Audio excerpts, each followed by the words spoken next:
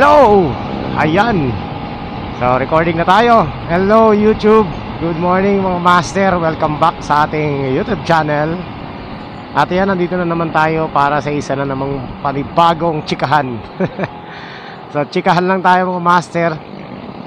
Today is Sunday at wala tayong fishing vlog kasi tinanghali ako ng gising. So, motovlog tayo ngayon mga master. Ayan, syempre kagaya ng dating gawin mga master, motovlog muna tayo. Wala tayong ibang content.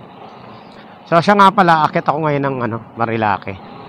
Kahit na hindi maganda yung panahon.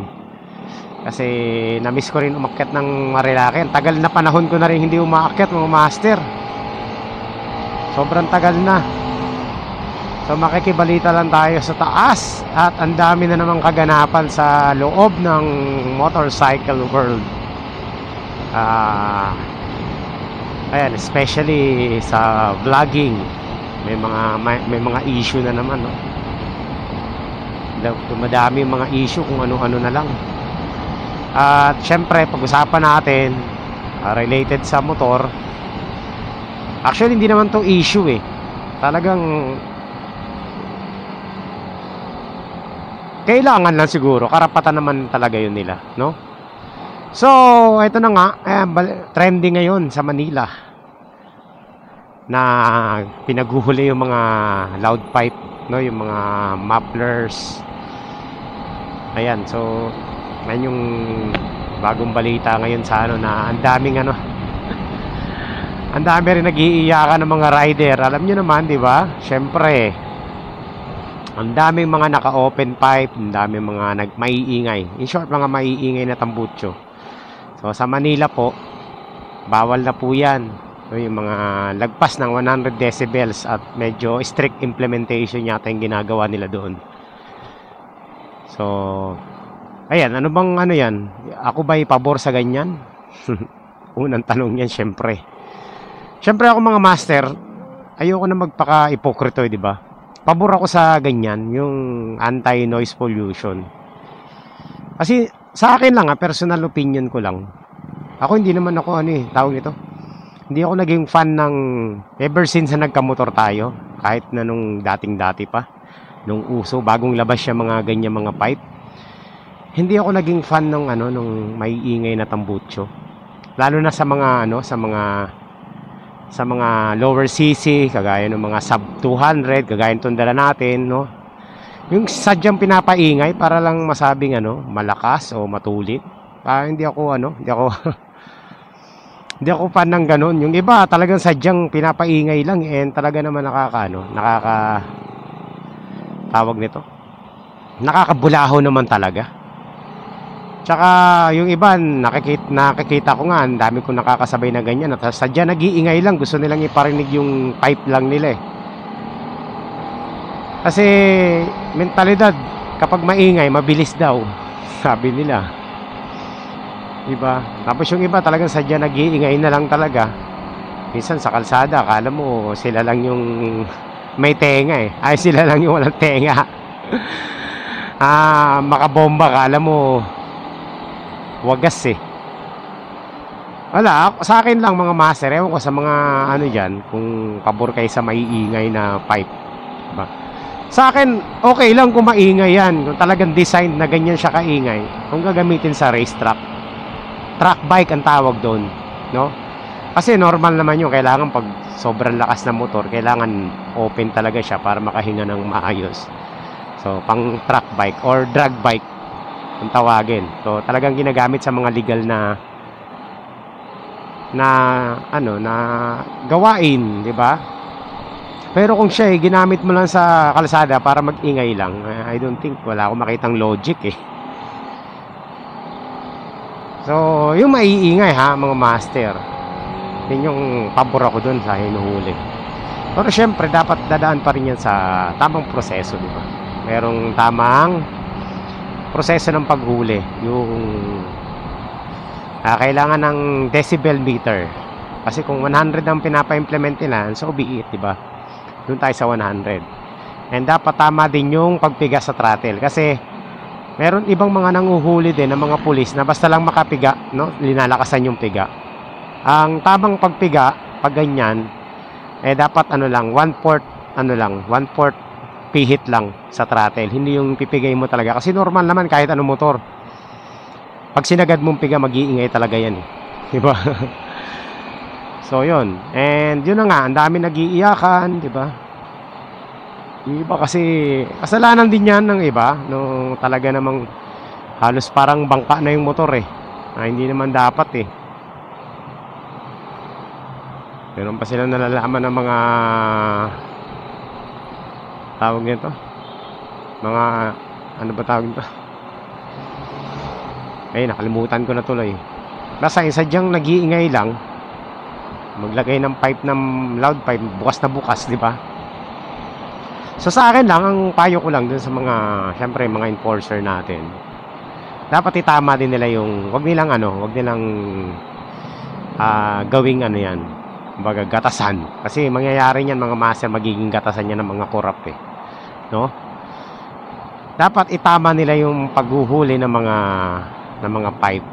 Kung talaga namang hindi maingay at aftermarket pipe na hindi naman maingay, sana ipasa, no?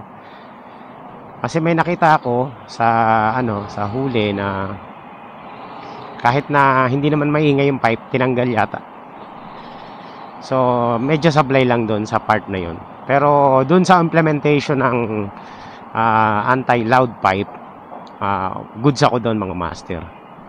Sa yan? Sa Manila, no? And syempre marami magrereklamo. 'Di ba? Magrereklamo diyan syempre yung mga naka-loud pipe, yung mga kamote. Kasi yan ang masasagasaan Sila talaga. Alam niyo naman ang mga kamote, mga master, ipipilit nila yung kanilang karapatan na mali. 'Di ba? Kahit saang aspeto ng pagmumotor, mga master, kahit saang aspeto sa kalsada, kahit saang aspeto, ang mga kamote riders, kahit mali yan, ipipilit nila yung kanilang karapatan na mali. At yan mga yan nagiging abogado pa nga yan So, ayan. So, para sa akin, goods yung yung implementation na yun. Kasi masakit naman talaga sa tenga. Yung iba naman nag-iingay na lang 'Di ba? Nag-try ako niyan once, mga master, nag-try ako niyan once. Once lang, isang beses nag-try ako, bumili ako ng pipe na open pipe, kinabit ko dito sa motor natin. Tapos ibinahe ko sa malayo, no? Binahe ko sa Benguet. Talagang bulahaw talaga. Ang sakit sa tenga. Alam nyo, nung nasa Benguet na ako, yung mga itsura ng mga lokal doon, yung mga tao, pag dumadaan ako, nakasimangot diba? At dun sa part na yun, hiyang-hiya na ako. Parang gusto ko nang takpan yung yung tambutso ng motor na to, no? Nung time na yun. Kamote pa ako ng mga master. Kamo racing pa ako ng mga time na yun. So, what I did after ng ride ko sa Benguet, kasi umalis ako ng Manila is mga alas 11 ng gabi. Tapos nakarating ako doon mga madaling araw. Talaga napakaingay, mga master. Madaling araw pa umaga. Nung dumadaan nga ako ng Nueva Ecija tapos tahimik na tahimik yung gabi. Ako lang yung maingay. Talagang doon pa lang nahihiya na ako So, that time, na-realize ko talagang hindi talaga maganda mag-open pipe. Lalo na kung hindi naman talaga design yung motor mo para sa ganun. Yung mga big bike, yung mga 400cc pataas, inline 2, inline 3, inline 4, mas normal lang naman na, para sa akin, normal lang yan na magkaroon ng aftermarket pipe. Diba? Kasi yung tunog kasi ng mga bike nila, mga master, hindi naman masakit sa tenga. Yun sa akin lang hindi masakit sa tenga, no? Medyo masarap nga pakinggan yung tunog, diba? Umuugong. Pero hindi kagaya nung mga nasa sub 200 na talaga naman lagapak no? Yung talagang ano, talagang noise pollution talaga. So, pabor ako doon sa ano na yan, sa implementation. Dapat nga matagal. Meron naman talaga niyan eh, kaso lang hindi na-implement, no? Mali-mali din kasi yung implementasyon ng mga nanguhuli. So, meron na yung batas diyan sa anti-illegal ano, loud pipe. So, kailangan lang itama talaga yung panguhuli. Wala naman akong ano diyan, wala naman akong against diyan sa ganyang sistema. Kasi talagang makakatulong naman talaga yan. Kasi nakakabulahaw naman talaga. Lalo na sa mga iskinita. Tapos dadaan yung mga nakamotor na ganyan ang purpose lang. Iparinig lang na may motor silang maingay. Hindi linulugar. Ilugar nyo. Diba? Ilugar nyo. Kung talagang yung motor mo pang ingayan talaga. O di ilagay mo sa racetrack. Kung talagang para sa truck yan. Diba? O sa drag, hindi sa drag mo lagay kasi doon talaga okay talaga, design for ano yun, ingayan kasi kailangan ng makina yun eh. Pero kung ang motor mo stock tapos ano, papaingayin mo, walang pangit pakinggan talaga. Totoo lang, kasi nakakatawa na lang din yung iba, no, na pinipilit nila. Eh wala tayong magagawa. Nasa Pilipinas tayo eh. So ayan, maraming umaalma. Ayan, minsan ginagawang katatawanan na ng iba, di ba? Eh, ako kung tatanungin niyo ako, pabor ako diyan. Hindi dahil sa ano, di ba? Talaga namang ano lang. Subukan mo kaya ang ano, di ba, yung mga owner ng maiingay na pipe, ibomba mo sa tenga nila yung pipe nila. Tingnan natin kung masasarapan sila. Pag nasarapan sila sa tunog nung pipe nila na sobrang ingay, eh, may problema talaga sila. And I'm sure 100% pag ginawa mo yun, walang matutuwa, di ba? At kahit sila mismo sa kanila eh, sa kanilang motor eh, maiingayan din sila. So ayan ang ano ngayon mga master, kaganapan sa ano, sa motorcycle industry, motorcycle world dito sa Manila. And thumbs up ako doon, pabor ako doon. Basta tama ang implementasyon, walang masama, di ba? Tama ang paghuli, okay lang yun. So yung hindi naman talaga maingay, huwag na nilang hulihin kahit aftermarket dyan. Wala namang, ang usapan naman kasi dyan yung ingay eh. Hindi naman yung kung ano mo eh, tawag ito kung binili mo yan o stock yan eh. Yung mga sadyang pinaingay lang, tingin ko yun talaga yung hulihin. Sana magkaroon din ng utak yung mga nanguhuli, no?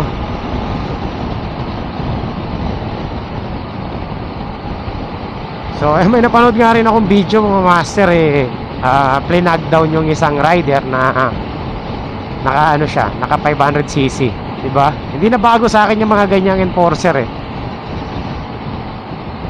Kasi na-experience na rin natin yan eh. So binara siya, hinuli siya kasi nga naka ano siya, naka aftermarket pipe siya, medyo maingay. At sinasabing ano, hindi raw big bike yung ano niya, yung motor niya kasi 500cc lang, ang big bike daw is 600cc. Ayun, hinuli siya. Dito dito sa atin sa Pilipinas mga master, ang category kasi dito sa atin, pag 400cc pataas eh big bike na, di ba? Oh, totoo 'yan, di ba? Big bike. Naging ano na 'yan, naging tawag nito. Naging kaugalian na 'yan sa atin, big bike. Syempre, bibihira kasi sa atin yung mga malalaking motor. Pero sa ibang bansa mga master, pag sinabing mga big bike, actually nagre-range siya ng mga 600 pataas. 600cc. Tapos wag 1000cc mga super bikes, mga ganun. So 400cc is 400cc and I think normal naman talaga na maingay yan dahil malaki ang makina, di ba? And kagaya nga sabi ko kanina, yung ingay ng makina niya hindi masakit sa ano, sa tenga. Hindi kagaya nung sadyang pinapaingay lang. So hinuli si rider dahil nga hindi raw siya big bike, dahil 500cc daw siya. Ayan, ewan ko lang dun sa enforcer. Alam niyo, napansin ko rin, pabubo ng pabubo yung mga enforcer simula nung nagkaroon ng NCAP eh. Diba? Pansinin nyo? Ang dami ng ano, may napanood din akong vlog na tawag nito. Enforcer, hinuli yung Hilux kasi wala nakalagay na not for hire. At meron siyang load sa bed sa likod.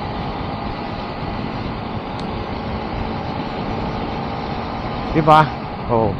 So, in short, lahat daw ng Hilux, lahat ng utility vehicles, lagyan daw ng not for hire sa likod.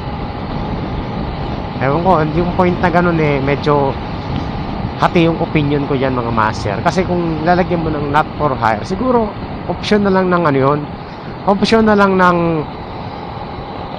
may-ari yun, diba? Para sa akin lang ha, nakaugalian na kasi natin na kapag yung vehicle is private, yung iba linalagyan ng not for hire.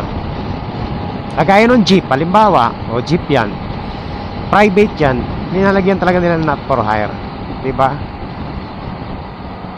Mga nakaugalian na sa atin yan. Pero yung enforcer pinilit niya na hinuli niya yung ano na not for hire. Para sa akin kasi kung private naman yan, alam mong private, alam natin lahat ng private, do you think lalagyan mo pa ng not for hire yan? Comment down nila mga master. Oy, grabe, bopol, biglang lumiko, nasa gitna. Oh, yun ang kamote. So, yun mga master, yung mga F-150, mga ganyan, mga Hilux, Raptor, diba? Lahat naman yung mga private naman yan, hindi naman for hire yan eh. Pero, kailangan daw lagyan ng not for hire. Ayan, kagaya nito. Ito, nandito sa ano natin. Dapat lagyan din ng not for hire yan kasi utility vehicle kahit na government. Di ba? Ano naman eh, as common sense na lang ba? Minsan gamitin natin yung common sense natin kasi yung iba hindi na rin ginagamit yung common sense nila. Di ba? Napaka-common naman eh.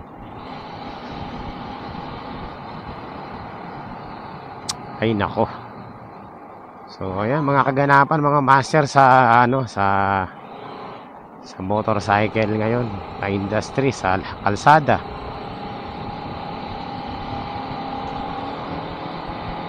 Ayan, dito na pala tayo sa Taytay, no? Binis-binis natin. Tamang kwentuhan lang tayo at tayo paakyat ng Marilake. So mamaya update ko kayo kung anong mga kaganapan naman sa Marilake sa susunod na vlog natin, master. Nakakwento ko lang yung mga kaganap para ma-refresh naman tayo sa motovlogging, sa vlog sa kalsada, no? Kasi lagi tayong nasa dagat eh. Well, some of you, most of you pala talaga eh, alam naman talaga na ano tayo, road, kalsada vlog tayo mga master.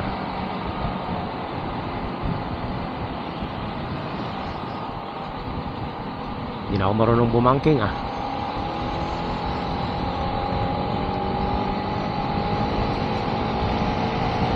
So, akyat naman tayo ngayon dito sa Marilake mga master. Tingnan naman natin kung anong kaganapan ngayon dito sa Marilake dahil matagal na tayong hindi nakakaakyat ng Marilake.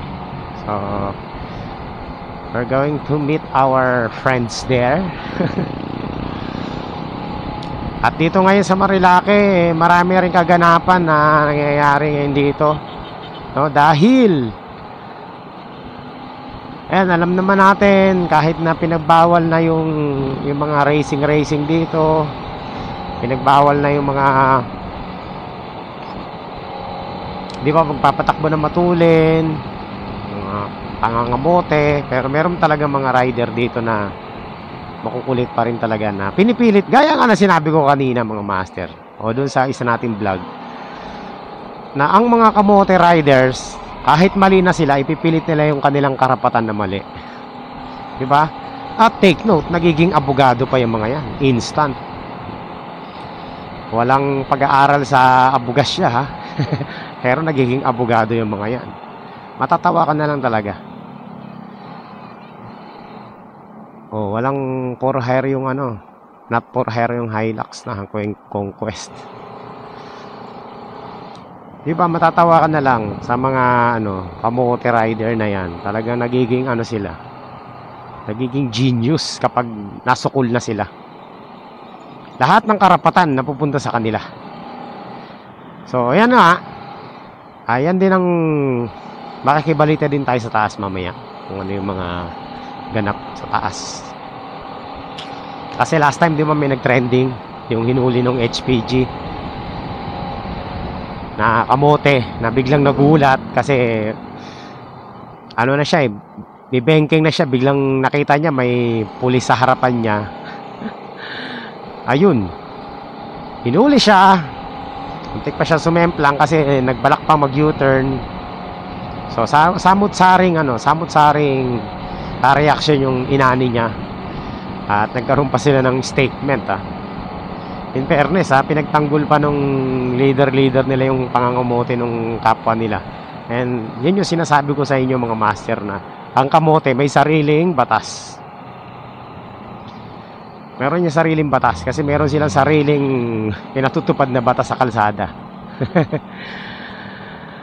Alam nilang mali na sila, pero i-justify pa nila yung mali na yun para itama.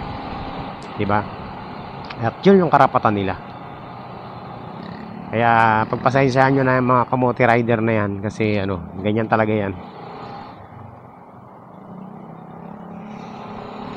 So yan, nag-trending siya. And ganun pa rin naman sa Marilake mga master, kahit na may mga pulis dyan, hindi naman magbabago yung mga rider kasi napakarami yan Baga, napakaraming kamote. Pasaway. Puro pasaway. Daming pasaway. Yung iba, hindi na rin gumagamit ng utak. Ano na lang sila, no? Nagpapasaway sila kasi dahil sa grupo nila, no? Mga grupo. Alam niyo naman, pag may grupo, feeling nila untouchable sila, di ba?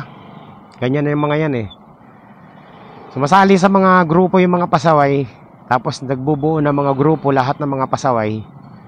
And then, yung gusto nila sa kalsada gagawin nila para syempre, mapiling untouchable sila. Pero pag dinaan mo sa legal na usapan, tiklop naman Wala na ring alam. Pangangamote lang yung alam. Ay nako. So ayan mga master, update ko na lang kayo mamaya kapag nandun na tayo sa taas.